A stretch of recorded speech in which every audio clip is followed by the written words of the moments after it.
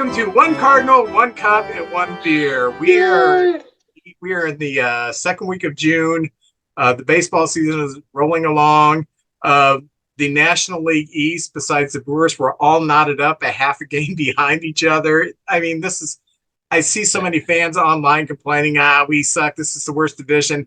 Everybody is near 500, but the Brewers are over 500. That's not a bad division. That's called a good division, people. So, and remember, we're just a little over a third of the way through the baseball season. A lot of time left, and I am really looking forward to the race this summer. Do you want to ask you to like us on Facebook? You can contact us through onecard1cup1beer@gmail.com. Those of you who are watching on our YouTube channel, please hit that subscribe button so you will have instant access when we do drop new material. Support us through Patreon. You can support us through Patreon by going to patreon.com. You search One Cardinal, One Cup, and One Beer, and you can support our efforts for $3, $5, or $10. And we are grateful for everyone who does support us. If you would like to be a contestant on one of our trivia contests, a guest on a panel, if you have an interesting baseball-related topic like our guest Brad Juliette has today as he runs a card shop, a merchandise shop, is it? What exactly? Hobby shop. See, I think a hobby shop's more of like, model cars and model rockets, Basically, I see a hobby shop is kind of like a Hobby Lobby with testicles. So that's what I think of. Anyway, if you'd like to be a guest in one way or another, just drop us a message, a DM, email us, send smoke signals or something, and let us know. JJ, how you doing? Oh, doing great. And like you said, we're a third of the way through the season. Every team, there's only a few big guys at the top. Everybody else is in the middle. And then you got your Rockies and your White Sox down there. And it's going to be fun. Trades will be coming soon. Teams that are struggling or some injuries, they'll be bringing up some players. And like you said, here in the Central, everybody's got a chance. I don't think any of the teams are like solid all the way across. We all have our strengths and weaknesses. We all have some superstars and some young players. We need to pick it up. Some older players that maybe come on one more time. And it's going to be fun down the stretch. Any of the 5 teams in the Central could win this thing. And it's going to be fun. It's going to be a fun season. And any of the 5 teams can end up in last place. I've seen every team on multiple occasions now. All 5 teams are good. They're not great. I will say the Brewers are the best team that I've seen in the division right now, and that's why they're in first place. But the other teams, the Reds and the Pirates, they can both pitch. The Cardinals, they're the Cardinals. They're going to be there. They're going to be competitive. And then there's the Cubs. But before we get into more baseball, it's time for the beer corner. Ooh, very popular corner. Yes, it is. This is the only beer-related topic that we do on a show. And most people after the beer corner, they just turn it off because they don't watch it for baseball. They just watch this for the beer corner. That's right. That's not true. But anyway, I have Milwaukee's Best Ice. Okay. And what I know this best as is my barbecue beer. I use this a lot when I barbecue for recipes to call for beer. And as I was telling JJ just a minute ago, I don't think I've ever actually drank one. So this can be an experience.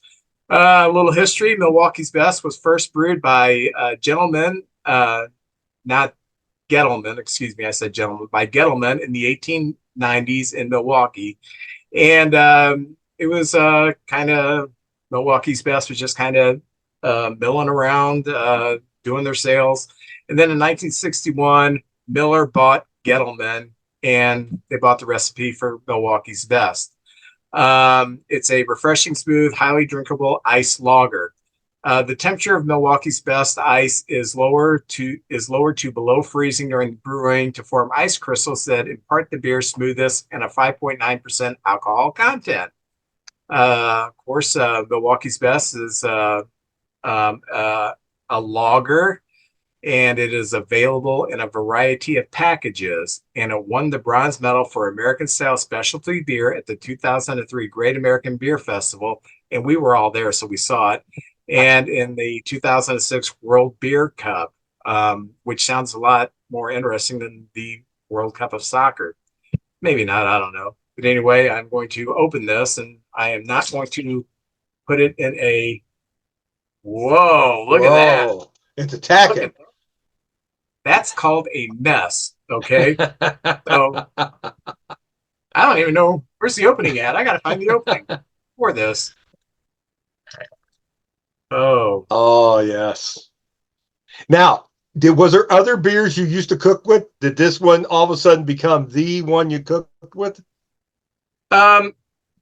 I started cooking with this one when I moved to Peevely like 15 years ago. Okay. Simply because it's here at the store. I can buy it. It's a cheap beer, and when you're using beer to just be a tenderizing agent when you're grilling or smoking meat, the flavor isn't really too doggone important. Now, I have used the peach flavored Bush beer a few times to give it more of a peach flavor whenever I'm doing like a pork, when I want that sweet flavor in there. But for the most part, this is what I go to. So I cleaned up my mess, and I have to throw this in the laundry. Otherwise, I'm going to wake up this morning. It's going to smell like beer in here. But look at that nice head. I did good. Very nice. Musty mug, the Campbell X Glass. And that's right. Big red. Oh, yeah. There you go. You know what this tastes like? I don't know. Cheap beer. I was waiting for some big thing there. Oh, okay. Cheap beer. I don't mean to trash this, but if you look up generic tasting beer, just it's beer, but it's just beer. There's not much to it. There's a picture of this in the dictionary, I'm sure, so you left the can outside in a rainstorm, got some rain in there. Yeah, it's definitely a barbecue beer. So there's our beer corner. Not too impressed with it. Well, you're honest though. You're honest. Yeah. Next week I'm going to go out of the box though. So, okay. There's a little teaser for next week, kids. That's right. Speaking of teasers, tease us with who's going to be in the World Series for fantasy baseball. Oh, fantasy baseball. 12 individuals enter the octagon, and at the end of the year, only one will emerge.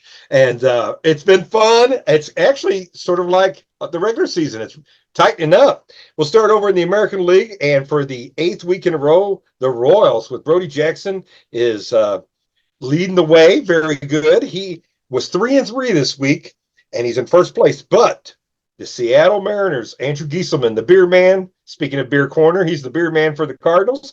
They went 4-3 and crept up to a game and a half behind him. So we've got a stretch run going there, and here in the early going in June. Rays in third place. Ray Hartman with the Boston Red Sox. They went 3-3, stayed 5.5 games back. Tony Pruno in fourth place. He's Tony the Tiger, Detroit Tigers. They went 2-3, and he's 32-33, 6 games back. And then we got a little gap there. Candy Barks, who's been excited. She comes in every day and tells me if the Angels win or lose. I work with her. They actually were 3-2 this week and are 28-40, 13 games back. And in last place, holding down the fort, the Chicago White Sox, Dan Rutledge, 17-50. But they did go 2-5 this week. So they won a couple of games. Go White Sox. This would be incredible. If the White Sox turn this thing around, this would be incredible because they are 22 games back right now. So now we go over to the National League, and just like the Royals would be in the World Series come the end of August, it's the San Diego Padres 3 weeks in a row, and that's Robbie Spear. They went 3-4 this week and actually are just at 500, 35-35. There's a lot of teams just 500 and below in all of baseball. It's been that kind of year. The Cubs, though, went 3-3. and they are 1 game back. The Cardinals went 3-4, and they are 1 game back. And that Cubs, Larry Wilde, and the Cardinals, Kevin Lee. Then just a game and a half behind the Cardinals and Cubs is the Pittsburgh Pirates, and that's Dennis Rose. A game and a half back, and then just 2.5 backs to the Nationals, which is Tom Maget. So look at that. We had 5 teams within 2.5 games of each other, but the Padres 3 weeks in a row have stayed in first place, and in last place is the Colorado Rockies. They did go 2-5 this week, and they are 23-43, 10 games back. So if you compare them to the Chicago White Sox, they're not doing so bad. But anyway, they're 10 games back, and that, of course, is Brandon Schmidt, who lives in Cincinnati, Ohio. So that's how it is right now. Padres, Royals at the moment leading both divisions. Let's say that this Brody Jackson guy wins. Are you really going to give him $100 worth of merchandise, or are you just going to say, you know what? I have fed you and clothed you for 18 years. That's enough, dude. Well, we actually needed one more, and he said, Dad, I'll do it. I said, okay, that sounds cool. And he actually said, could I take it in cash? That's what he said to me. Can I take it in cash? That's the kind of respect I get around here. Oh, typical of that age. Yeah, that's what my kids would say. I'll take it in cash. You think want this. I am going to say this. I am going to get a vote for father of the best father in this house. Okay, that's all I'll say. Every dad out there. If you're taking every dad out there needs a salute. Father's Day is coming up. Happy Father's Day to everybody. But my son graduated high school, and we always go to a different ballpark. But he said, Dad, I want to go back to Milwaukee. He wanted to go fishing on the Great Lakes. We're going to go 2 games. It's the 3rd week of August. We'll see the Reds and the Brewers, and the Dodgers and the Brewers, because I think we're going to try to see Yamamoto pitch. We're going to see which game Yamamoto pitches. As soon as we find out, we're going to get tickets. And then we're checking out Saturday morning early and headed down to Wrigley Field. He's never been to Wrigley Field. Yes. And we're going to get there early, walk around the ballpark, talk to the fans. And as long as we get in the ballpark, I don't care if we sit nosebleed or bleachers. I don't care. And he'll get to see the Ivy, and it's just going to be, I'm excited to take him to Wrigley Field. And it'll be the Cubs and the Blue Jays on a Saturday afternoon. Very cool. So that's pretty cool. Yeah. Speaking of the Cubs and the Blue Jays, you can't tell, but behind me, my workstation, I have affixed random Cub cards to this. So this whole tabletop is Cub baseball cards, because what am I going to do with the baseball cards, being I'm not a collector and I open them? So I built this. I needed a few more because I'm going to do a few other projects. So JJ's actually got some Cub cards for me, which is, I'm really excited about that. I got you the big Bill Buckner postcard too there, so you can have that one. Billy Buck, yeah. Yes. It's so sad that he's known for that muff, but great player. I always loved him. But you also brought up the Blue Jays. Kevin Biggio has been DFA'd. I'm like, okay, I know he's not produced what they expected of him. But coming up, you heard in the Blue Jays farm system from Class A ball, they had 3 second-generation players. They had Vladdy Guerrero Jr., they had Bo Bichette, and they had Kevin Biggio. And they were all 3 projected to be contributors.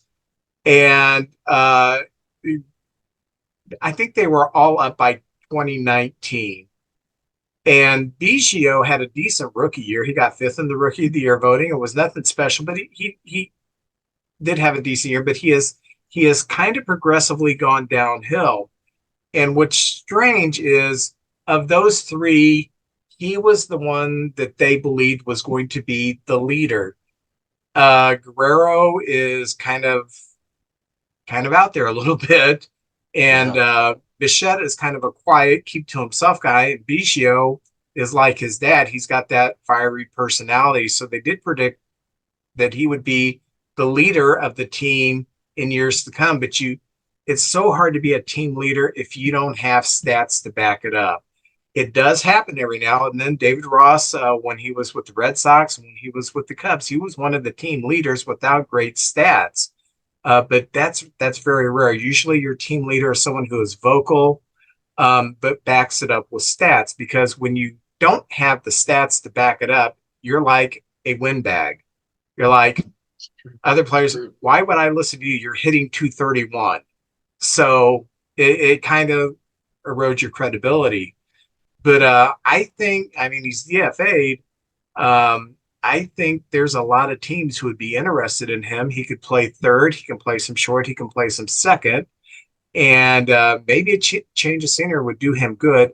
I just thought maybe they could have traded something for him. I don't know. What do you think? I'm with you. Recognition alone, he had all these. He's still a young player, Yeah, and there's teams out there like Oakland, Chicago, who could use a player like this, give him a chance, a little time to develop. Seems like in Toronto, there was like a window to success. They were predicted to be maybe a World Series team 2, 3 years ago, and it just hasn't happened. They've struggled for whatever reason. They went out and got some big free agent pitchers, and it just hasn't happened. And I just don't think he had time to come up here and work on it because there was so much expectation. Expectation is one of the most dangerous things out there. Once you should be this kind of player, and you're playing down here, man, they just don't seem to have much patience with you, it seems like. But I think he'll emerge somewhere. And I've seen a lot of players that didn't become the players or be a surprise player. I remember Jose Batista. It took him a long time to become a superstar. Yeah, multiple teams. They sort of gave up on him. Dave Stewart on the pitching side played for the Phillies and some other teams. Just kind of lost his way. And then he went, and Dave Duncan, and the rest is history. 4 years, 20 games in a row, and became a superstar. So I'm not giving up on this kid. I don't think we've got about 3 guys playing second base right now, and I don't think we have a spot for him. But I think that would be someone good. And right now, I think we see more sons of major league players coming up and playing and making a big impact. I was watching the College World Series, the playoffs and everything, and Jeff Kent's son cracked a home run to send his team, I think it was Texas, into the final round.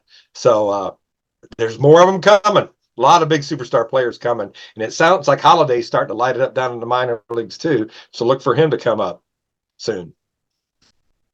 Yeah, I hope. I mean, he's going to catch on somewhere. Yeah. I hope that he does reach his potential. I love the pedigree that he has, if nothing else. Nice head of hair too. I'm So jealous. yeah, I was just kind of surprised that they just flat out DFA'd him. I would have thought, we're into June. One of these teams that's kind of playing around 500, would that be a fit that you could trade him for, at least a low level minor league prospect? But just to DFA him it was just kind of shocking to me.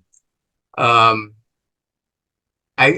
guess I know he's batting 200, but I didn't think the production and the potential matched the reason you would DFA someone for stats. I guess you could say. Sometimes you DFA a player because they're just not a fit with your club, bad attitude or whatever, and that doesn't seem to be the case here. I don't know. I was just kind of surprised they couldn't find someone to dance with. Yeah, that was a shock too. I don't know if you knew it, the All-Star ballot came out. And Vince, when we were kids, you had to go to the ball game and they'd pass them out. I usually grab about 4. Yeah, the hanging chads. You try to go in there and line up 4 exactly so you could vote for the same player. And now you can do it online. I think you can vote as many as 5 times a day. And I'm so computer illiterate, I can't figure the darn thing out. I think I send them off. But there is, man, there's some guys having some good years. And this year, I was going to get your thoughts on this. Mookie Betts could be the first player to start an All-Star game in the outfield and be the starter at shortstop. Do you think that's a possibility?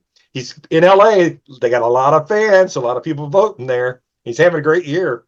So yeah, he may be one of the top. He's going to be one of the top vote getters, if not the top vote getter. So yeah, that's definitely going to happen. Oh, who do you think the Cubs?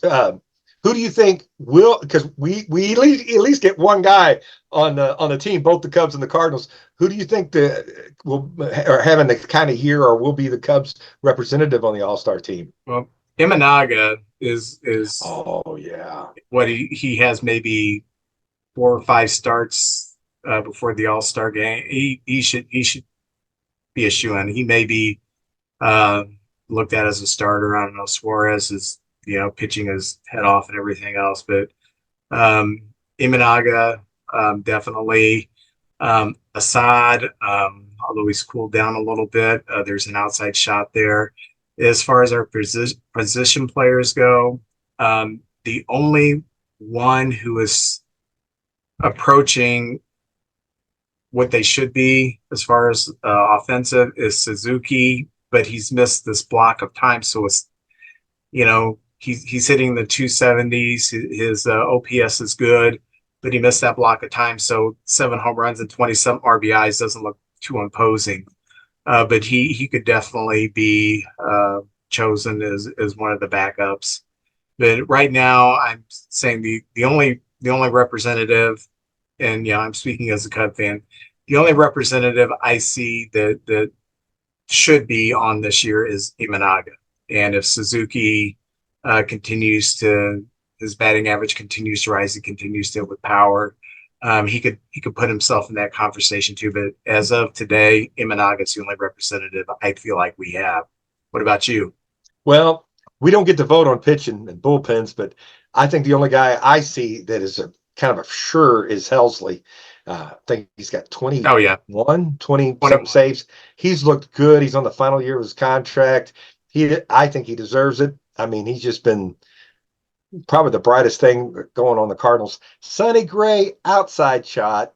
And he's had a couple of clunkers. So last 4 starts, probably 2 clunkers in there. But I think he's like 7-3, eating up a lot of innings, getting a lot of strikeouts on the bubble. And there's just too many good shortstops. But the only position player I see could even be on the radar would be Mason Wynn. He's a rookie, but there is so like Mookie Betts. There are so many good shortstops out there.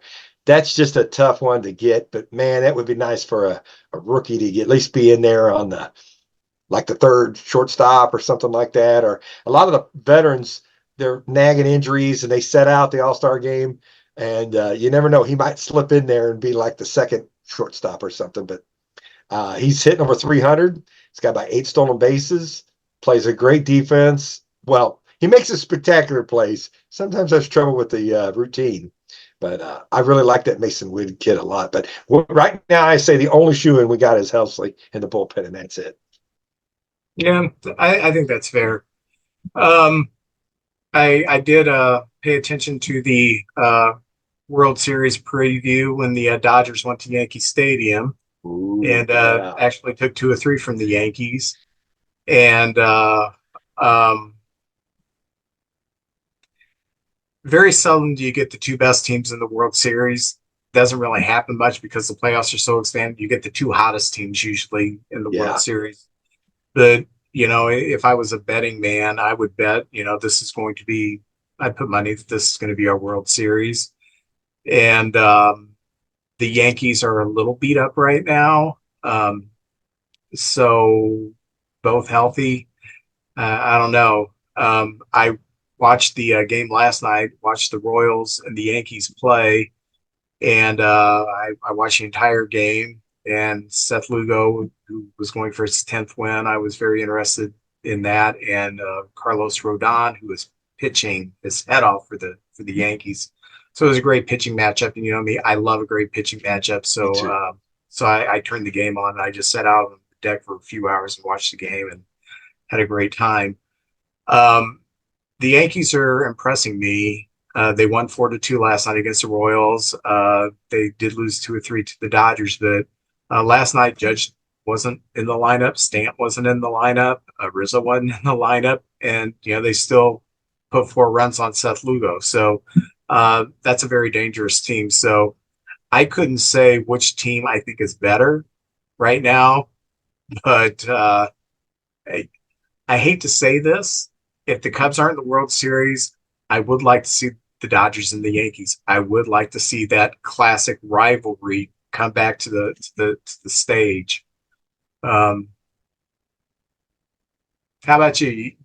Are you just sick of the Dodgers and the Yankees, or would you like to see them Well, the in the World? Dodgers spend so much money. I used to think the Yankees were the evil empire when George Steinbrenner was around, but now I think it might be the Dodgers. Um, I actually would rather, if it's not the Cardinals, and because I know you so well, and it's not the Cubs, I kind of like to see it be the Phillies. I know their fans can be a handful sometimes, but that team seems like it's a bunch of veterans, and some of them are starting to get a little long in the tooth. But like you said, there's nothing better than the Yankees and the Dodgers. Going back to when it was the Brooklyn Dodgers and the New York Yankees, they played 11 times in the World Series. And Vincent, our lifetime, they played 77, 78. And a lot of people remember 81. that was when, yeah, in 81. In the 70s, that was the Bronx Zoo. And that's when Jackson hit the 3 home runs on the 3 different pitchers. And then 81 was Fernando Mania when he came up and was a rookie. And it's the 2 biggest cities. It's the bright spotlights. It's good for it would be good for baseball. I mean, you'd have one side. It's like that cage match when you had the 4 horsemen versus the road warriors, and here they come. Yeah, one quarter you got Yamamoto and Otani and Freeman and Betts and Clayton Kershaw, and on the other side you got Judge, Stanton, Soto. Oh my gosh, a Cole. That pitching staff hasn't even had Cole yet. He's coming. Oh my Yeah. gosh, and they are so good. You can give them your best shot, and they can hang in there and just pull it out at the end too. Like you said, they didn't even have half their lineup in last night, their starters, and they still won the darn thing. So my gosh, that would be good. What a matchup of pitching. Uh, Cole and Yamamoto in game 1. I'm there. Yeah, I think I'm going to use some sick days. If they have any day games through the week, I'm going to use some sick days. And by the way, it's an embarrassment of riches. This week's players of the week were both in the National League. It was Tarasco Hernandez. Like they need another superstar on that team. Tarasco was National League Player of the Week. Hit 3. He only hit 360. Had 4 home runs, 3 doubles, 10 RBIs, and he slugged 960 this week. And then in the American League, the Player of the Week was Aaron Judge, who the Yankee fans booed in April. We all remember that. But he only hit 500. Oh, and he had 3 home runs, 12 RBIs, and an OPS of 1.830. What the heck? Can they get any better? Now I want to go to the other end, a team that some think are underperforming, but I kind of think they are what they are. Last year's National League representative in the series, the Diamondbacks. That was not a great team. They were a little over 500, and they had some good pitching, but they got hot at the right time. So you had this team that was not a great team who got in there, got on a roll, and made it to the World Series. And would that go to Game 6? I can't remember. I believe Game so, 5 or yeah. 6. This year, they're under 500. And I spent some time looking into them. They're still a good pitching team, but the offense is not what it was last year. And Corbin Carroll, you hear about the sophomore slump. You have a whole off season for teams to get a pretty comprehensive book on how they want to pitch you. Boy, he's really struggling. I don't think the Diamondbacks, I think the Diamondbacks may be in sell mode because they're not going to have money to extend any of their soon to be free agents because they don't have that much revenue. So I'm actually predicting that the Diamondbacks are going to be sellers this year. Do you think they're going to be sellers? Boy, I don't know. I'm with you, Vince. They've underachieved. Still 2/3 of the season to go. I think as long as they come up trading deadline, that month, that couple of weeks before that, if they're still in it, I think they're going to try to hang on. They might get rid of a few of their big dollar guys. I don't know how their contracts match up. I know they still got some of those young guys for Sub Thomas and Carroll and that PFATT guy. They got him for, yeah, they still got them for quite a while. And of course, unless somebody wows them, they're going to hang on to those players. Maybe some minor moves, but like you said, they don't have a lot of money either. I think they caught lightning in a bottle last year. A lot of Yeah. players, these young players just happened to hit and were on fire. The veterans came through. They picked up some people that had big years. But I'm with you, Vince. I think it was just, and a lot of these pitchers had to pitch a lot of extra innings in all those rounds in the playoffs and the World Series. So I think it just kind of caught up with them finally, you know? Yeah, and they're not terrible. They're, I think, 3 or 4 games under 500. So it's not like they're pulling a White Sox, but I just think that's what they are. I think that's a Yeah. true indication of what they are as opposed to the team that got hot. So I see if they're not within, well, it's going to depend. If there's plenty of teams ahead of them in the wild card race and they're 5 or 6 games back, then I think they're sellers. If they're 5 and 6 games back, but there's, you know, other, it's just the 3 teams in the wild card and then them, if they don't have to leapfrog other teams, I think that they'll hold pat, maybe add something. But I just don't like the way this team looks. And when Corbin Carroll isn't hitting, it's it's a ripple effect in that lineup because he turns singles into triples. He had power last year. He could go deep, and he's just not getting the hits this year. And when the Cubs won in 2016, Joe Madden would tell Dexter Fowler before every game, "As you go, we go," because he was the leadoff hitter and he had a heck of a year. He saw a lot of pitches. He got on base a lot. He could pop a home run to lead off the game. And I kind of see that with Corbin Carroll. As he goes, the team goes. And if he doesn't get going, I just don't see this team making a serious move because they just don't score enough runs for that pitching staff to hold up. Yeah, I'm with you on that, Vince. It's going to be interesting to see. They got a good fan base out there. I mean, last year they filled that place, and I'd like to see them hang on to that core of young players and see, just kind of keep it going and see what else they have in the upcoming years. But I'd hate for them to just like, I think the Marlins went way early at moving their players. You know, it just seemed like they gave up out of the chute. I don't know what the heck was going on down there. Baseball's so hard. Let's just stop. So Just go. Well, Vince, there is an odd occurrence happening this year. I was going to get your take on this. Very seldom anymore do we get 20-game winners. To get 2 guys on the same team to win 20 games doesn't happen very often at all in our lifetime. It happened a few times, but 3 20-game winners, it's a possibility. Now, it's going to be hard. It's a long season. But the Philadelphia Phillies, which is a good team that always helps, they have 3 guys that on the current pace are going to be very close. Ranger Suarez is 10-1 with a 1.81 ERA, pitching great. The team looks fantastic. Zach Wheeler, now he is 29 years old. You got Zach Wheeler, a 34-year-old. He's pitched all of them have pitched 13 games. He is 7-3 with a 2.23 ERA, and he is 34. And then you got the 31-year-old Nola, who is 8-2 with a 2.77 ERA. They've thrown a lot of innings. None of them have ever had a 20-game winning season. But what do you think the chances of them having 1, perhaps 2, and even 3 guys at a shot at 20-game season this year?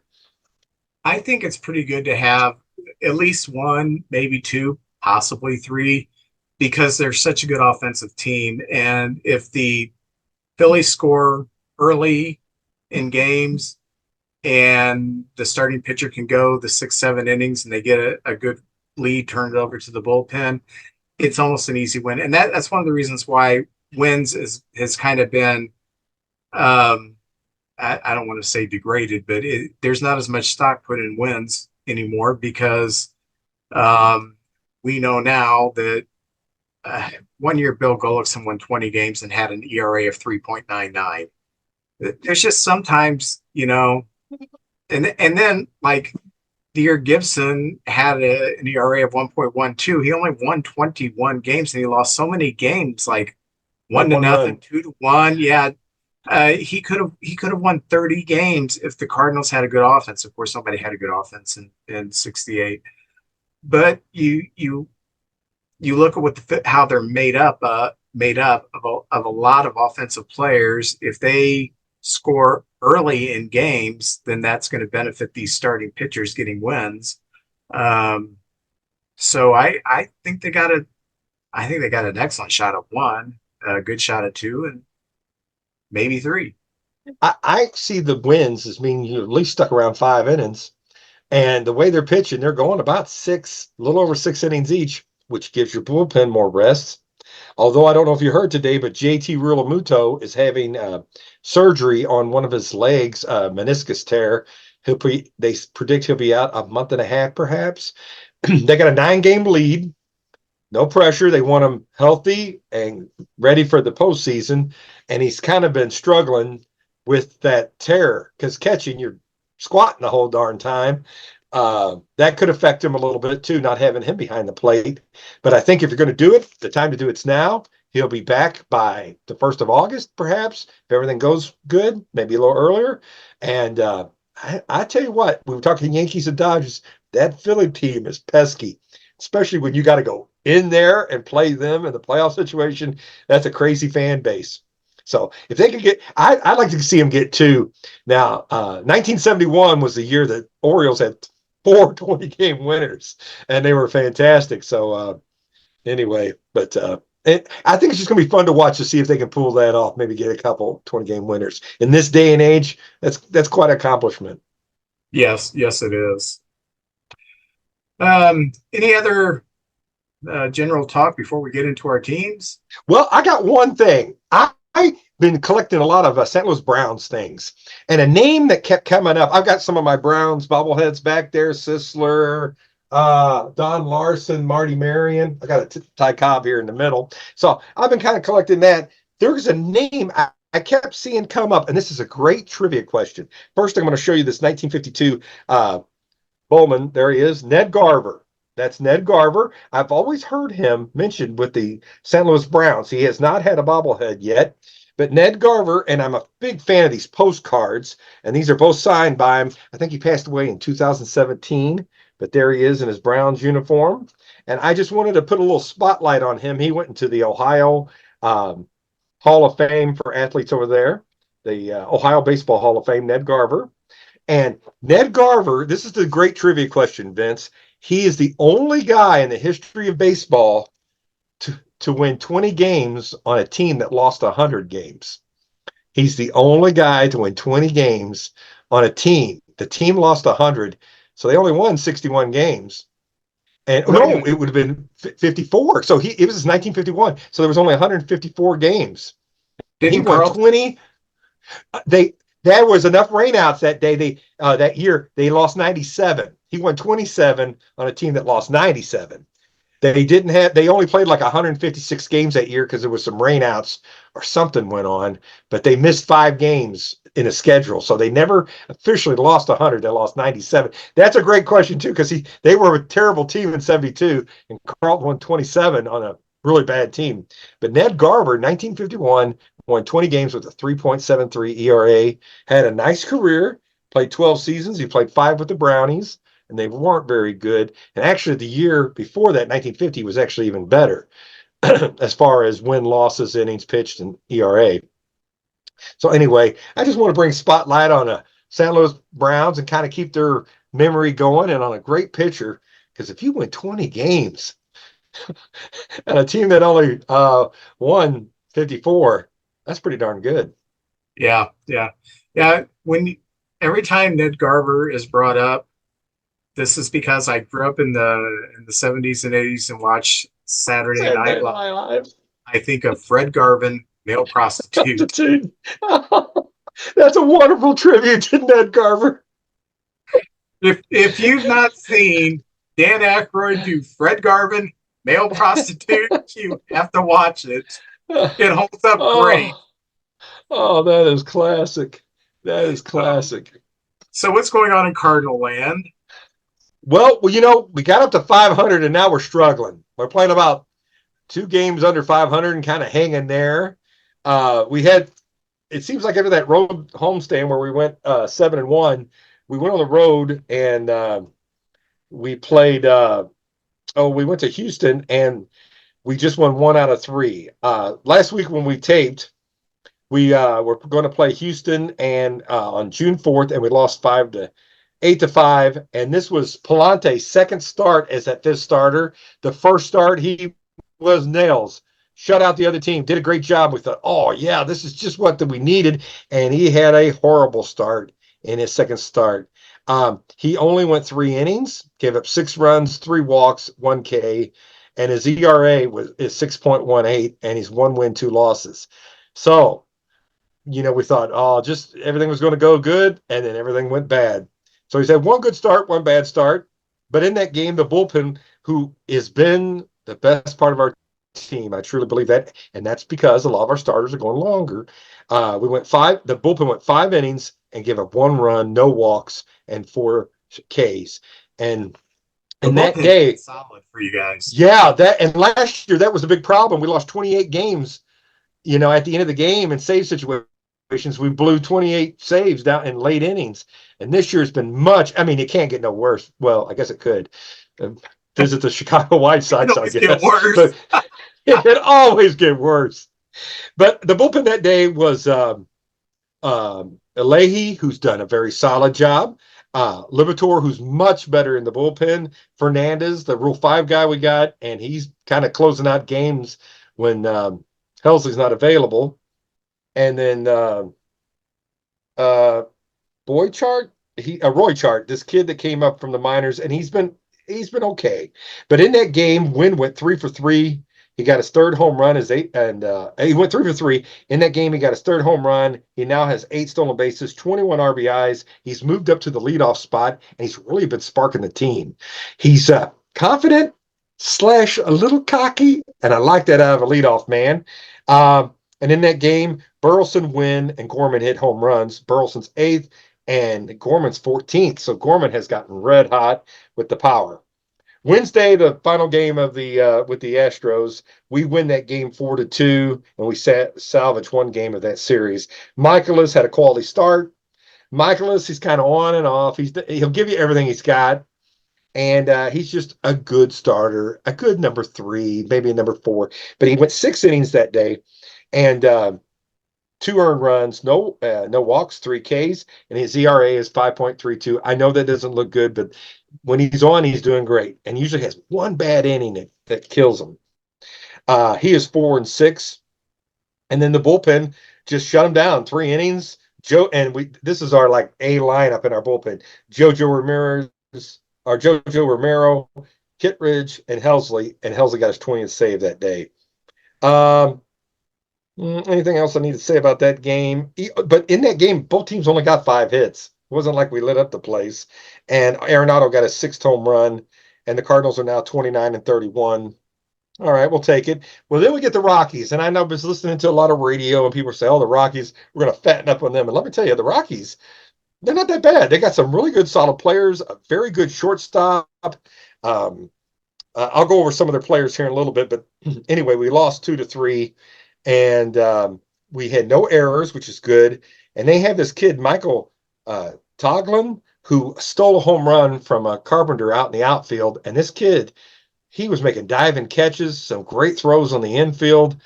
Struggling a little bit at the plate, but he looks like a pretty good ball player. And I think he got the big hit in that game, too. And Cal Quantrell pitched, and it was like he was a Cy Young Award winner. We couldn't hit the guy. 5 innings, he just shut us down. And they have a kid named Jake Cave. I think he's a veteran. He's an outfielder. He had 9 pitch at bats, 7 pitch at bats. And in that game, Sonny Gray pitched, and he was 3 innings. He looked great. And then that 4th inning, just wheels came off. And a lot of it was that Cave kid just kept fouling the ball off and making him work. And they got him out of the game, and it worked. They end up winning the game. I like their shortstop, McMahon at third base. The Rockies are not as bad as I thought they were. They've got some pieces there, and I know they're struggling right now. They need pitching. If they had some decent pitching, I think they'd be a much better team. But their pitching's a little weak, and their bullpen. If you see them bullpen comes in, you see 7.23 ERAs, 5.8. I mean, pretty sad, but they go out there and they play hard. So that was Thursday. We lost the opening game. Friday, we end up winning the game 8-5. Lynn had a bad start in 4 innings. He gave up 4 runs, 2 and 6.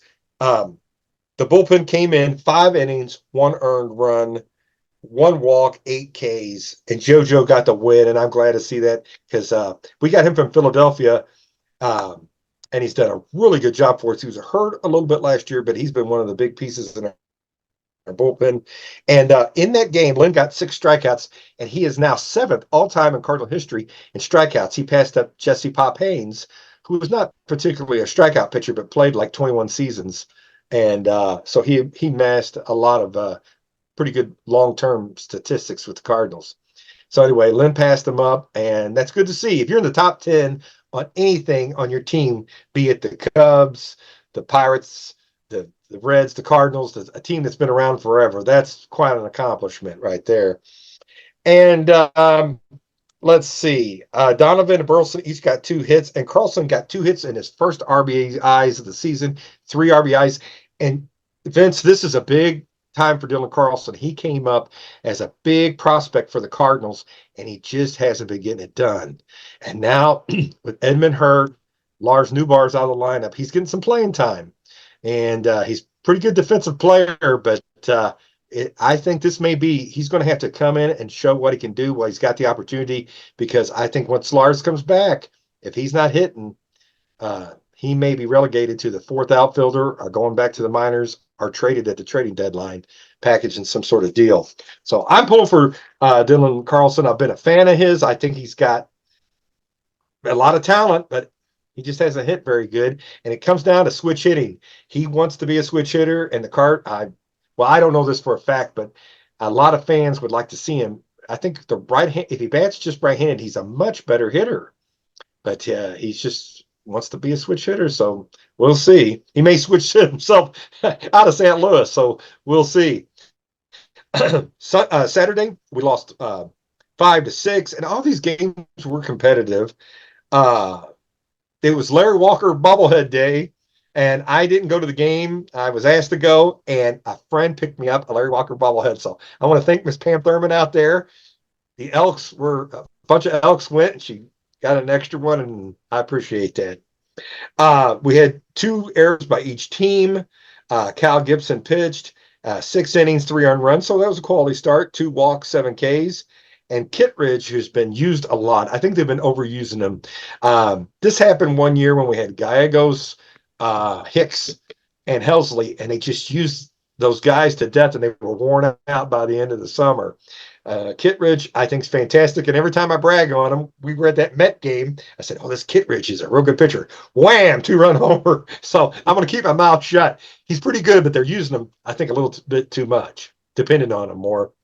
And then anyway, Carp had his 2nd home run. He went 1 for 3, and he's got 5 RBIs now, and I like to see him on our team. It's been a good to have that veteran back. So good for him. And finally, Sunday, we win 5-1, and we split the series. We end the week 31-33. We split with the Rockies. No errors, which is good because we went through a bad stretch of errors. Palante had his 3rd start. And Vince, he was good again. And I think he could have won a couple more innings, perhaps, but they got him out of there after 5 innings. They always say you never want to go through the lineup the 3rd time. That's usually when they get you. So they got him out of there because the Rockies can hit. No earned runs, 1 walk, 6 Ks. His ERA is down to 4.58 right now. He's had 2 good starts, 1 bad one. And in that game, Arenado had 2 hits. He's hitting up to 252 right now, coming on. Wynn just keeps hitting 2 more hits. He's hitting 306 with 23 RBIs. Burleson got his home run. Carlson went 1 for 3, so keep it up, Carlson. We need you. And Monday we were off, and this week the Cardinals are playing in our division. These are big games. we're playing the Pirates for 3 here in St. Louis, and Paul Skeens is pitching. And Vince, I'm worried. Yeah, I'm hoping we can work them to death, get them out in the 5th inning, and get to the bullpen. That's what I'm hoping for. And then we go to the Windy City for a weekend series with the Chicago Cubs, and that ought to be fun, Vince. So that's it from St. Louis land right there. And congratulations to Lance Lynn for moving up to number 7 in the all-time strikeouts in St. Louis history. We've already seen Skeens twice. And the first time we did beat him, and then the second one he had like 7 no-hits innings. So against you're the only team to beat him. The Cubs are the only team to beat him then. He is disgusting. Disgusting.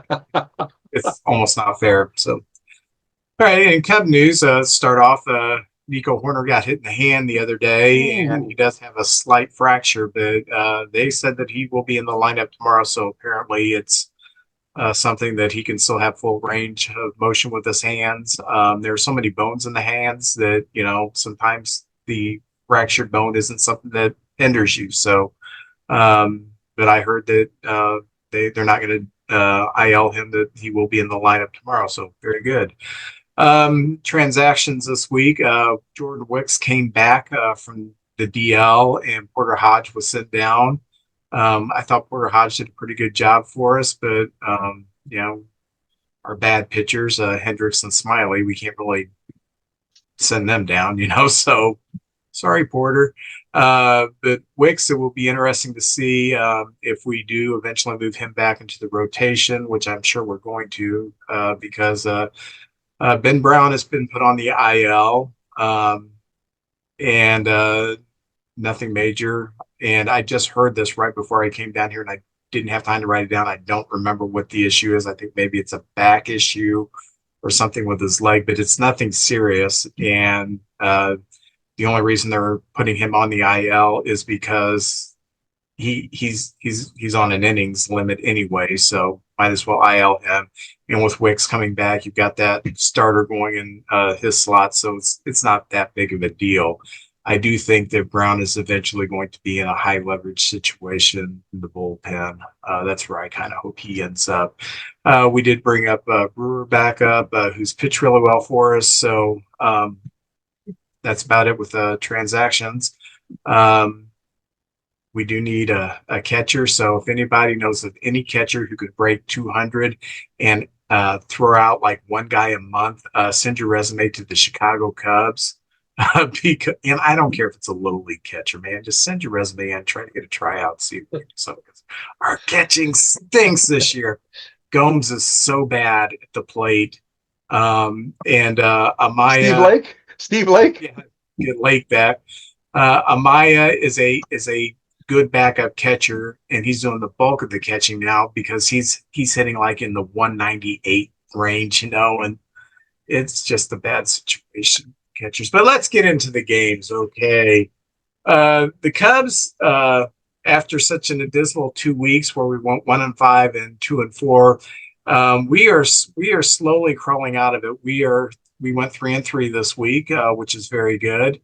So Tuesday night, while we were recording, we played the White Sox, and of course, all the negative Nancys and Cubland are online saying, "Oh gosh, we can't beat the White Sox," because we were down to the White Sox. But we ended up winning 7-6. Ian Happ drove in 2 runs in the 8th after being down 5-1.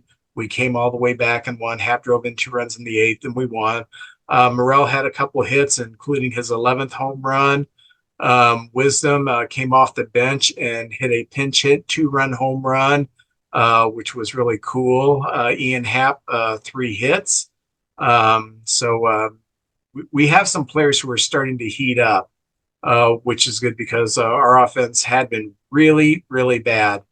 And in the 9th inning, the White Sox got a runner on first base against Neris, and they brought in a rookie his first game, but he runs like the wind.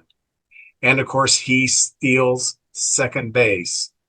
But after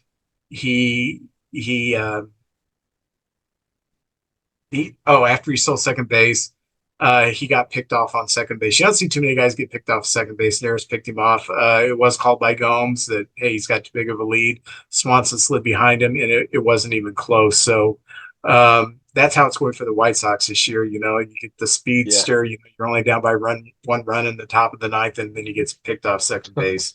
But anyway, we won 7-6. Imanaga got the start, 4 1/3 innings, 5 earned runs, 5 runs, 7 hits. Only one of the runs was earned.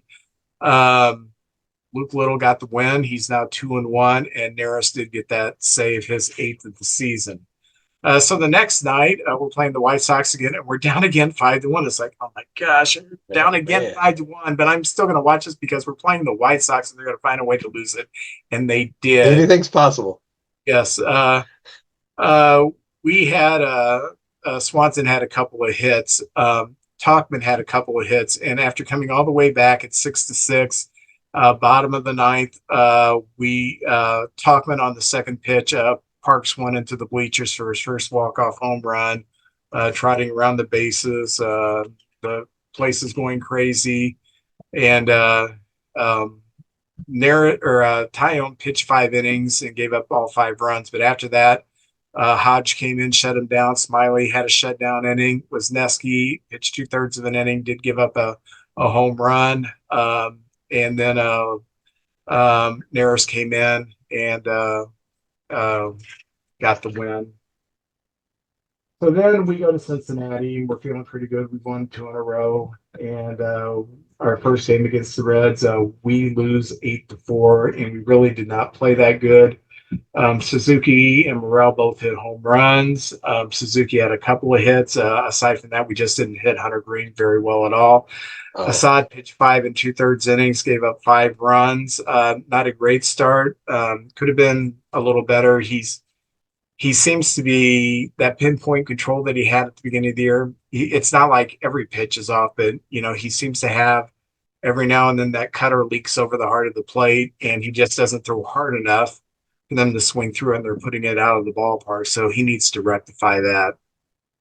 Second game against the Reds was, I think, the most infuriating game I have seen this year from the Cubs. We lost 3-2. Swanson did hit a home run, and Swanson is looking like he's starting to hit again. Bush had a couple of hits. So in the 4th inning, Steele's pitching, and he's pitching awesome. He walks Ellie De La Cruz, and he picks him off. He throws to first. Cruz breaks to second. All Bush has to do is throw the ball to second base. Bush bounces the ball, and he got into second base. So we should have been out of the inning, but no, he's on second base. So then we have De La Cruz is on third base, and 2 outs, 2 strikes, and I don't remember who's hitting, but Steele throws a wicked slider, back foot slider that's strike 3. Guy swings right through it.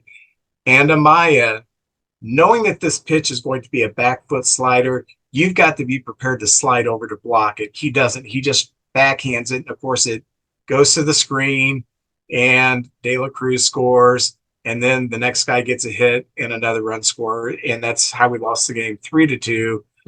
Very frustrating. And Steele pitched 7 innings, gave up the 3 runs, but only 1 was earned. Steele is now, even though he's 0-3, the last 2 starts, he's looked like the guy who was a Cy Young candidate last year. He was wicked nasty in this game. So that at least was good to see. So then Saturday, this is a 4-game series. We are playing the Reds again, and we lose the 3rd straight game to the Reds 4-3. Bellinger had a couple of hits. Swanson had 3 hits. David Bodie actually had 3 hits. We had 10 hits, but we only scored 3 runs. We didn't hit any home runs. And Ben Brown pitched 4 innings. He gave up 3 runs, all 3 earned. Gave up 2 long balls. But then Wicks came in, first game from the disabled list. He pitched 3 1/3 inning, only gave up 1 run, and we lose the game 4-3. So then Sunday, we play our last game against Cincinnati, and we look like the team we should look like. We won 4-2. Suzuki had 3 hits. Bellinger had a couple of hits. Hap drove in 3 runs in the first inning with a bases loaded double. Swanson had Okay. 2 more, so we had a lot of offensive contributions, even though we only scored 4 runs. Imanaga, who had 2 straight clunkers, although I don't think he pitched against the Cardinals. He didn't pitch as bad as his stat line was. The game after that, when he pitched against the Reds in Wrigley, they just hit him. But this time, pitching in Cincinnati, he goes 6 2/3, gives up 2 runs, 7 strikeouts. He is now 6-1. Neris comes in and gets his 9th save, and Hector Neris is slowly put together a pretty good year as our emergency closer. He's ERA is 2.63. He had a couple of strikeouts. He seems to, at the beginning of the year, for some reason, he could not throw strikes to left-handers, and he seems to have rectified that. So we were off yesterday, so we did have a 3-3 week, and the good thing was that everybody else in the division's kind of meddling there. So it looks like we may be getting out of this funk that we've been in throughout May and the first part of June, and we may be looking like the offense is coming around. Imanaga looked like himself. Steele is looking like himself. If Jordan Wicks can be a quality 5th starter, we can move Ben Brown to the bullpen. That's going to help. So I kind of like how we're going at this point. The world is not falling apart yet, as people on social media would have you believe for the Cubs. I kind of like where we're going. So that was everything in Cub news. So, It's going to be fun, Vince. We're all right there. Oh, yeah. You were going to ask me what were we going to say now? I was going to say, who else has it going? Oh, he's always got it going. That guy's on a 56-game hitting streak. Jeremy Connor. Jeremy Connor? Okay, Jeremy Connor. Comes a time in every man's life when he needs some advice on relationships. You need to listen to the podcast DMDR, which stands for Dating, Marriage, Divorce, Remarriage, from my good friend Jeremy Connor, the Dr. Phil of the Boot Hill. You can find DMDR on Spotify or whatever platform you choose to listen to your podcast. Hey, we have a guest with us today. We have Brad Juliette, and I'm going to let JJ take it over from here because this is kind of his domain. JJ, well, before it. Yes. Brad lives down the road from me down in Caledonia, and I was on Facebook and I seen that there was going to be an autograph signing in Caledonia. And I thought, Caledonia, Missouri? Because it's not a very big town for folks that doesn't know anything about Caledonia. And I went down there, and it's one of the best hobby shops that I've ever been to. A boy's dream hobby shop. It's right there in the middle of town. There ain't a big town right there, but it's known for the card store and the candy shop down the street from there. And Brad, you have a great store. And man, thank you, because I know so many people that have to drive all the way to St. Louis to for all their things they want to get. What was your idea to start it and do it in Caledonia? I mean, so like basically this is my home office for my other businesses and stuff. So it just cost efficiency, basic stuff like that, where I'm already here anyways. I just decided to take a couple walls down. I had a conference room here. I sold 7 convenience stores. So I kind of downsized a little bit, and I decided to just take a couple walls out and just do something I always wanted to do, so. My wife and Michelle pretty much work here all the time, out of the office for all the rental properties and stuff like that. So now, did you get this started with your own collection, or did you bring stuff in to resell it? Kind of how'd you get started? So it was like probably 50-50. Like, so a lot of I have like basically unopened boxes from 1982 Donruss all the way to present day. Still in the box. I just have multiple people I can buy that kind of stuff from at a decent price where I can resell it. Especially like the stuff, like 80s and 90s where it's not, you can sell them. Like we have like a 6 for 10 section. You still can pull good cards out of those. It's just a matter of it's got to be that certain card, But basically about half and half probably. I had a couple collections I'd bought probably last year. I'm still working through. And then we bought a couple more as we opened, and we're still working through those. One was a big graded card collection. Stuff like that. I got another guy bringing one in. I have another guy that has like some manuals and stuff like that. I'm getting ready to go through and try to offer him a price on them. So you never know. It's just sometimes it's the biggest problem is a lot of people you do get a lot of junk. Like that's not really worth looking at, but sometimes you get a lot of good stuff too. So Yeah. Well, like on basically our like if he's getting like a Ryan Sandberg rookie, I really wouldn't look at something like that. It's not worth anything. Hey, we're on this podcast, we talk to everybody who's got a love for baseball. Now, Right. how did yours start? Were you a young kid playing little league or traveling ball, Yeah. and you just fell in love with it? And who's your Yeah. team, and who's your favorite player? I was just wanting to know kind So of a background on you. Probably all of the above. I mean, my grandpa and used to take me to a lot of baseball games when I was a kid. Actually, like the whole rally towel thing when Danny Cox clinched the '85 playoffs, I was there with my grandpa, so it was kind of a big deal. I remember him like just going crazy out there in the streets, didn't know what the heck was going on exactly, but it was pretty awesome. But basically, yeah, I started playing little league with all my cousins from old mines, you know, uh, and I started collecting. I remember making like one of my first trades. I traded a 1980. Let's see, it was Willie McCovey and Lou Brock on the same card, which I knew really wasn't worth much for a '64 Willie Mays, and I was about 7, 8 years old. Yeah, You're a wheeler dealer. Yeah, yeah.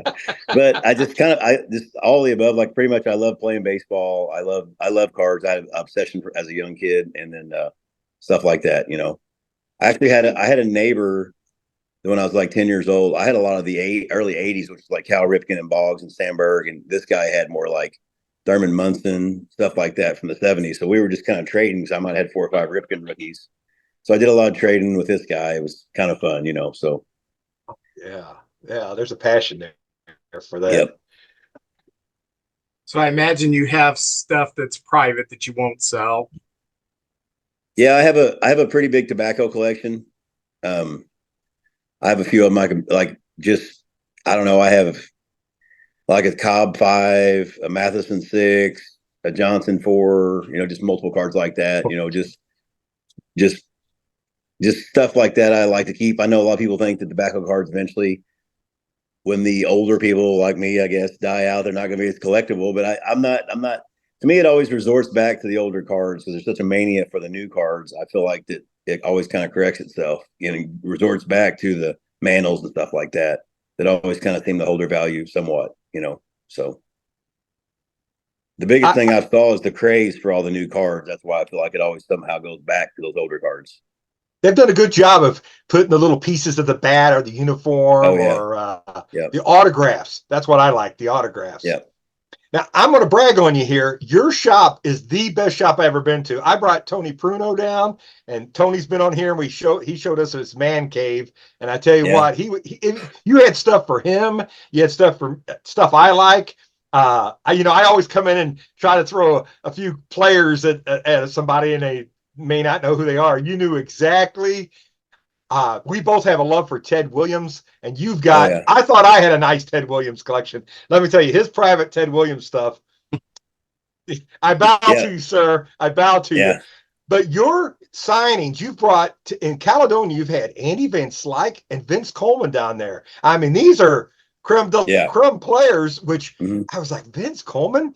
And I've been to a lot of signings, and they just kind of hustle you through. I bought some extra so I could just have a little time with Vince. What a wonderful guy. Your staff, they're all in the hats and the shirts, very professional. When I come down there, I'm going to leave with an empty wallet, a bag full of goodies. But man, you got some great cards though, right? Well, there's a couple. I do love Ernie Banks. That's my Cub guy. Yeah. I love old Ernie, Mr. Cub. Oh yeah. And I got his son. Store. Oh, I love Ernie Banks. I actually have that Ernie Banks. You remember when they came out with was it the anniversary set where it had Kerry Wood and Maddox and all? I had that whole set. It had Red Grange was in that. It was a bobblehead collection from Wrigley Field that they put together that year. So yeah, I have that one too. I can't seem to sell it for some reason. I don't know what happened to that guy. I remember him striking out 20. I bought it. I bought this. Oh, you bought it? Yeah, he was the one who went down there. And I also got this, which I love. Yes, Sutcliffe? The first night game. Oh yeah, that's awesome. That's awesome. Yeah, 89. Is that right? 89. Yeah, I would. 88 or 89. I went down with Yeah. my grandson, I don't know, about 2 months ago when JJ told me about it. And my grandson, he this is the second time I've taken him to a card shop, and he hates them for some reason. And so I'm trying to look at stuff, and he just wants to go. So finally, I grabbed these three things and I left. So I have to go without my grandson so I can spend a little more time in there. So, Right. Yep. So buy up all your getting Cub back to stuff. Ted Williams, like I kind of developed, I don't know, like in high school, I read a book. I didn't really like reading books, but I read a book on the Big Red Machine and wrote a paper on him. I wrote a paper on Ted Williams in high school about most people don't realize, how many he missed 5 years because of the war. And they had estimated him to have around 686 home runs. It wasn't because of the war. So basically at that point, if he would have got to that level, he probably would have went for the record.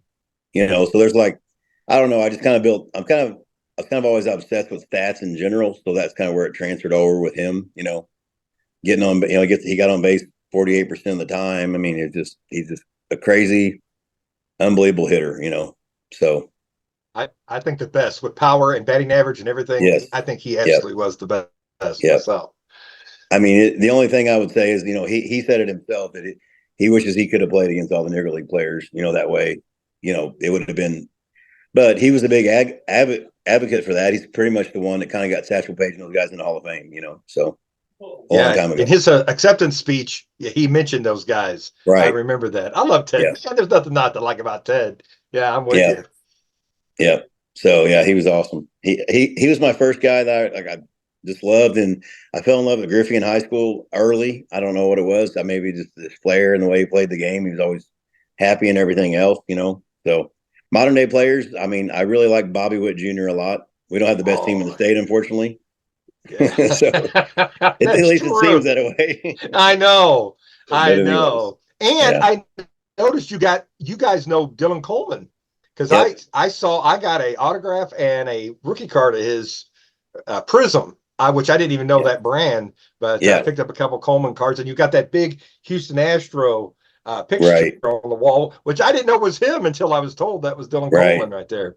Yeah, so me and his dad have been playing. I've been playing softball for like 20 years together. I mean, I don't play no more, but we played together for a long time. And I mean, Dylan even played with us when like he was 16, and some of the games that we had, it was like 38-34. And one point, it was like 34-34, tied in the seventh, and he hit about a 400-foot home run at 16 years old. The baseball field went all the way into the other field. It was just crazy. Yeah, to end the game. So he had some crazy talent. He's also the high school basketball. He has the most points ever at Potosi High School. So, which it might have gotten broken this year. I can't remember, but anyways, at one point he was a pretty good basketball player. So, Oh yeah, and we've had some good talent around here. It's just so yeah, hard to get to that level. yep, And it I'm is. so proud of him. I feel like Yep, I have some success when he is having success, to be honest with you. exactly. It gives everybody else the hope that you can make it happen. So, Yeah, amen. but we got Jack Clark coming in on the 22nd with Simon Tachi. Oh yeah, I'm advertising that. I've been spreading the word. Cool. I work at the VA. I've been telling everybody because they all know me about collecting and everything. And I've been picking up a ton of Simon Tachi cards. I already had some Jack Clarks, but I didn't have many Simon Tachis. But I Yeah, picked up some pretty cool ones. But what I Simon like is you Tachi. guys Go ahead. really. Oh, you guys have that tent out there with the Vince Coleman. I didn't know about your store, the Andy Van Slyke one, but he sat out there. He was so nice and Yes, accommodating. You printed up this tin of Vince with a base, and he was signing the base, and he was sixth all-time stolen bases. You had all that on that tin. So you always have some good stuff. I recommend people right, bringing stuff, but you've got some good stuff to get signed too. right. People have really And liked great those things prices. we Great. made up. Yep. Oh yeah, and great prices. I've been to some. I can't afford it, but with you Right. guys, I was able to get quite a few things. So I appreciate you, and I want to see it succeed. And you guys keep going. Is it moving in the right direction, and where you're having more people and things are Yeah, moving? it is. Like I said, I mean, it's kind of like a thing where it gives me the opportunity to buy stuff from people. I mean, we do a lot of online sales, honestly. I put stuff on there all the time. Like we're probably putting 50 to 100 cards every day on eBay, just kind of keep some stuff that don't sell in this area is what I was kind of telling him. It's like there's certain stuff that just you're not going to sell here. So Just depends. But you never know. There actually is a couple Cubs fans around here. Are you I saw ever the going to Ryan have Sandberg rookie. you're going to have a Cub player come in for a signing? Oh, yeah. Yeah. We've got a lot of Cardinal players that played for both, you know? Yep. That would be cool. Yeah, we get maybe Ryan Terrio or somebody, So, Oh, yeah. but anyways, I thought we had Brian Jordan in July, but he's not going to be able to. He double booked something, so we're probably just going to wait until August to Tommy Herr. It gives us more time to promote it and work on it because there's actually a lot of work that goes into these events, and people really like how it's a lot more personable. Like you almost get to meet them instead of being rushed through a line, like if you're at the winter warm up, something like that. So it's just from what we've experienced, people really like the interaction with the players that they don't get at most signings, like in the St. Louis and stuff like that. So. That's right. Well, I appreciate you putting that story in there, and I have spread the word, and I think I've got about 4 or 5 people coming on the 22nd. Okay. And you mentioned Tommy Herr coming up. I predict the biggest female outturn that you've had for a player will be Tommy Herr. Well, I told him we were going to have Cubs fans washing cars for free that day. Anyways, well, I appreciate you guys. Those dilapidated Cardinal fan cars that are all rusted through, man. We can't do that. I really appreciate you guys very much.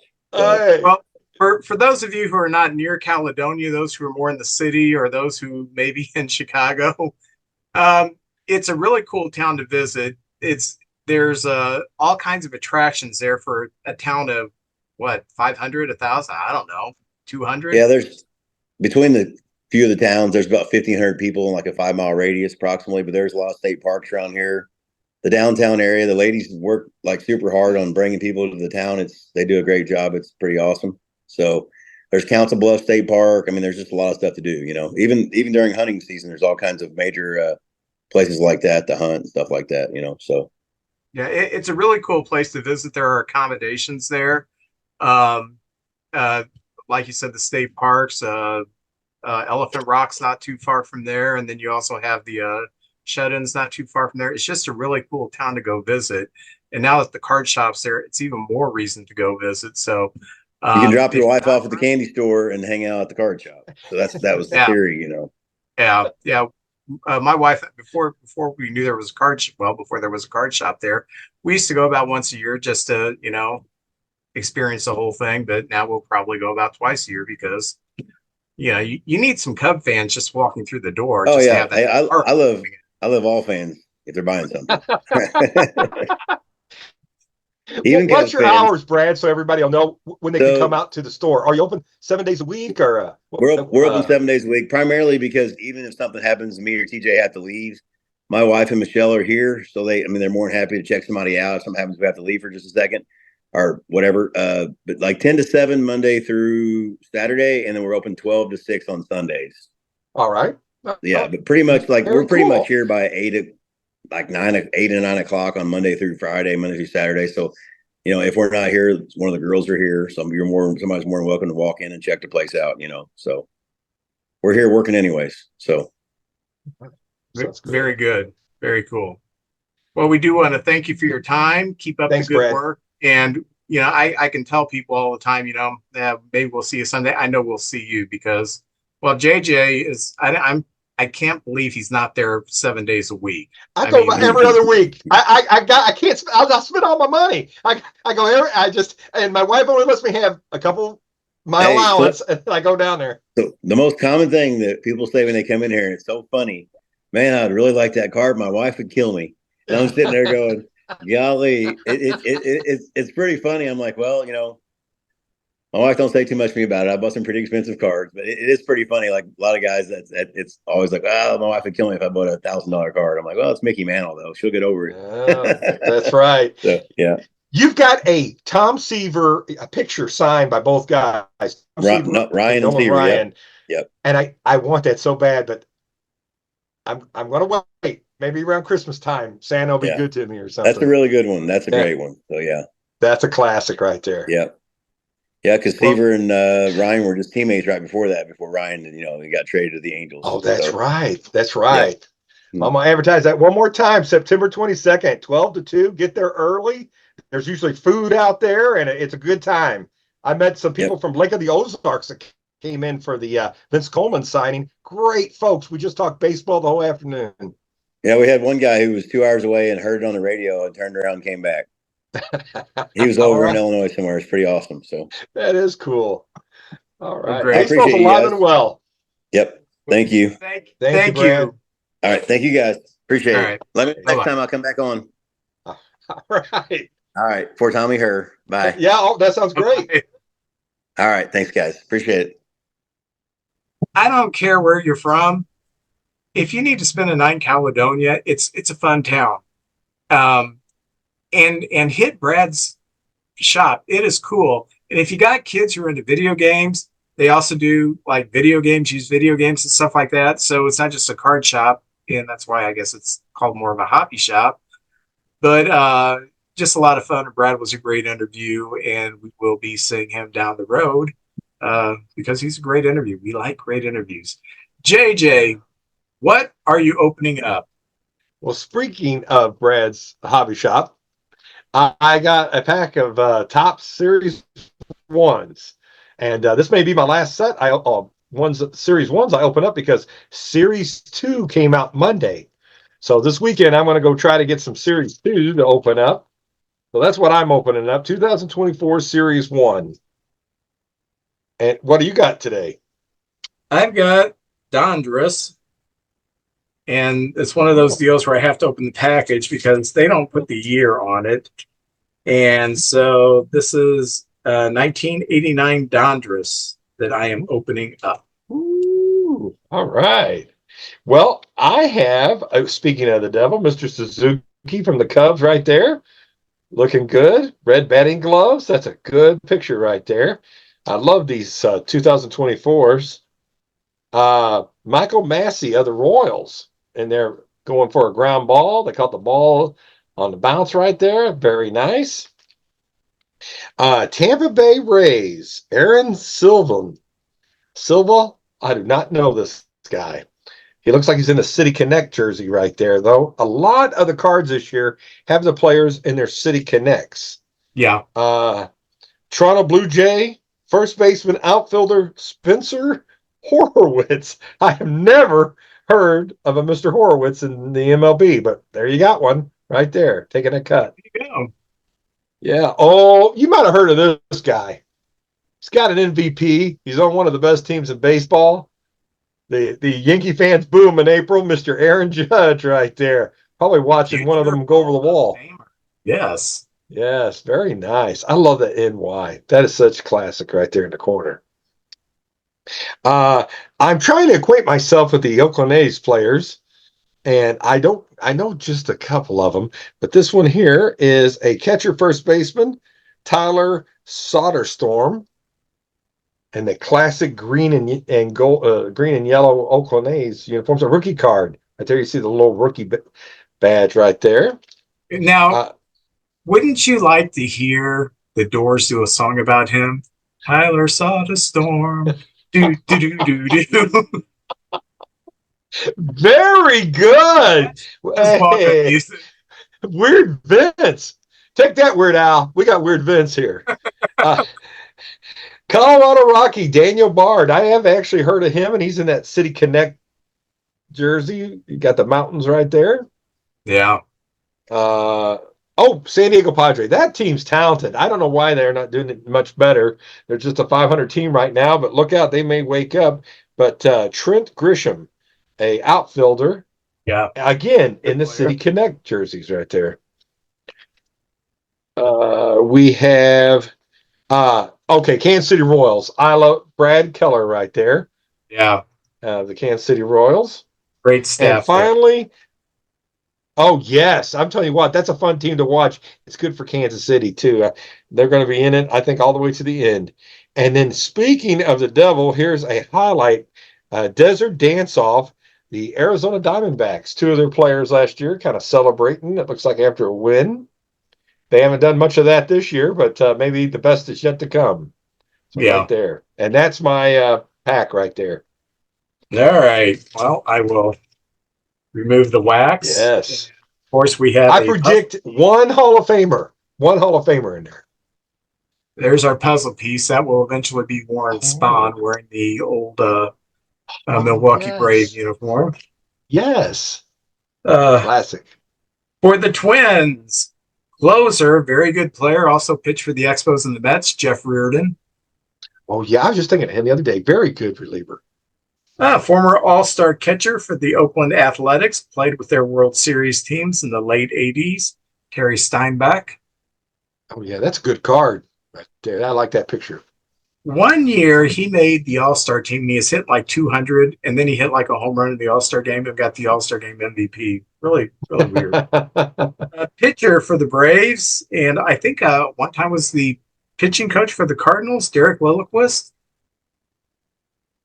Wasn't he the one that Larissa got mad at because he said someone was close? He might. Look, TLR got mad at everybody, so that's hard to remember who. Bernie Michaelis. I'll watch it every now and then on YouTube. Third baseman for the Yankees, Hensley Mullins. I have never heard of this guy. No, me neither. Never heard of him. Former All-Star second baseman for the Astros, Bill Doran. Oh, yeah. Nice player. Very nice player.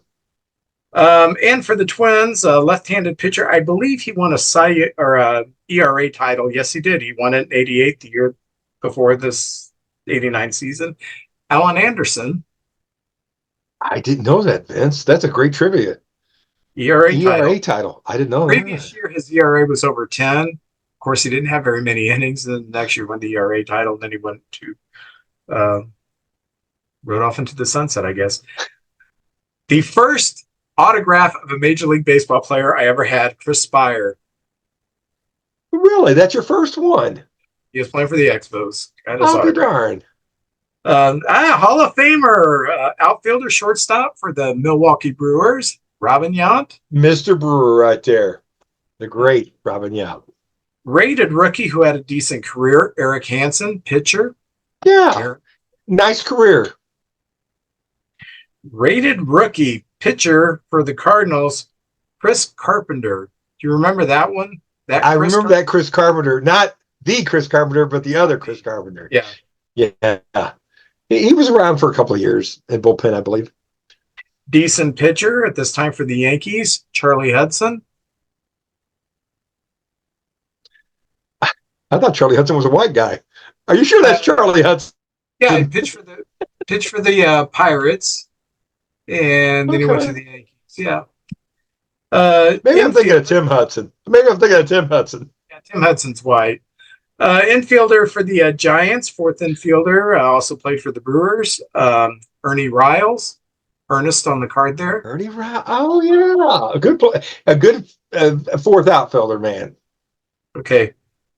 Do you know how the Cubs got Sammy Sosa, who they traded for him?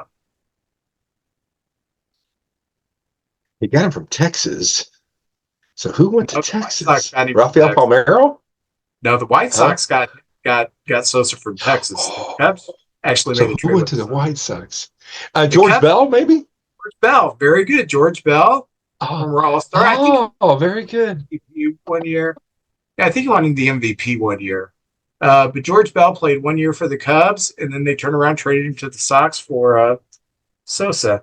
Good pitcher. He always looked like he was going to be a superstar. He always seemed like he was just about to break out, be the next player or something. He had his MVP season. He had 308, 47 home runs, 134 RBIs. Woo! Only struck out 76 times. Wow. Yeah. My gosh. Left-hander for the Royals, also pitched for the pitched for the White Sox too, and I think the Mariners. Floyd Bannister. Oh yeah, strikeout pitcher. Yep. And for the Dodgers, I remember this guy, Jay Howell, in the '88 playoffs when he got thrown out of the game for having a substance. Yeah, on the ball. Davey Johnson for the Mets came out in the playoffs and complained, and yeah, it was kind of a big thing, and that kind of sparked the Dodgers comeback. Screw you. We'll just win this anyway. So anyway, that's the cards. Not only is that the cards, that's the show. Hey. thank all of our fans, all 8 of you, for showing up. um, it's going to be a fun weekend in Wrigley. Cardinals Cubs round 2, and I may have to do a little finagling of my internet usage to get the games because I can't get the games because they're blacked out. So I may do that. I got a weird weekend because Friday Rebecca's coming into town to see me for Father's Day, but she won't be here. I mean, I got to work in the morning, so I'm barely going to see her. And then Evelyn Friday evening is taking me out to eat for Father's Day. And then Saturday, Tabitha and her husband Mondo and my grandson are coming along with Max, and then we will do Father's Day with them. And Violet will be here because she lives here.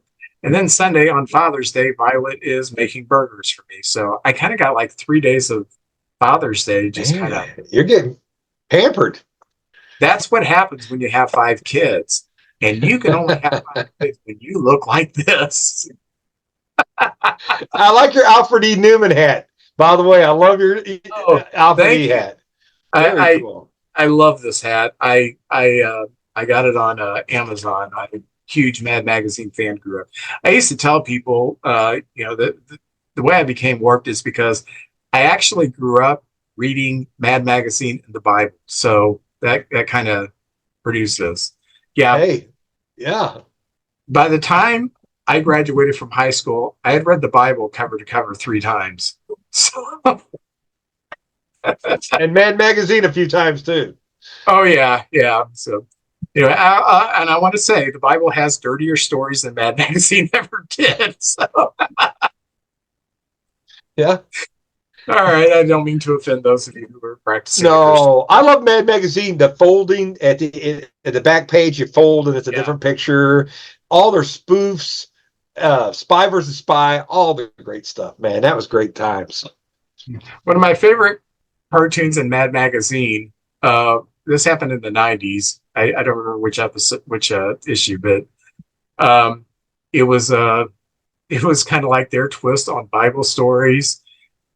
And you got Satan talking to God, and he tells God, I bet Job will curse you if you stick a snake up his butt.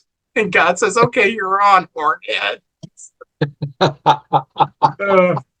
right, well, thank you for joining us, and we will see you all next week.